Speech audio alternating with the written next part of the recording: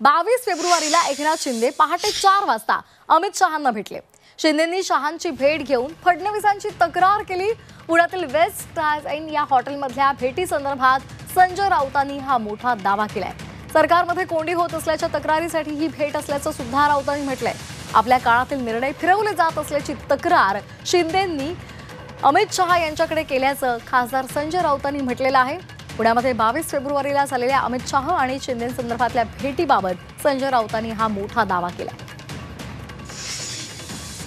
पहाटे 4 वाजता एक अस्वस्थ आत्मा, राजकारणातला एक अस्वस्थ आत्मा पहाटे 4 वाजता त्याच्या पक्षाच्या प्रमुखांना भेटतात, म्हणजे अमित शहांना भेटतात।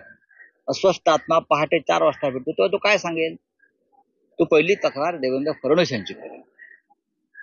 हे तुम्ही मान्य केलं पाहिजे की मला कसा त्रास होतो, माझी कशी कोंडी केली जाते, माझे कसे अधिकार काढून घेतले जात आहेत, माझ्या बरोबरच्या मंत्र्यांच्या कशा चौकशा लावलेल्या आहेत, माझ्या बरोबरच्या आमदारांचा कसा निधी रोखलाय, याच्यावर चर्चा झाली।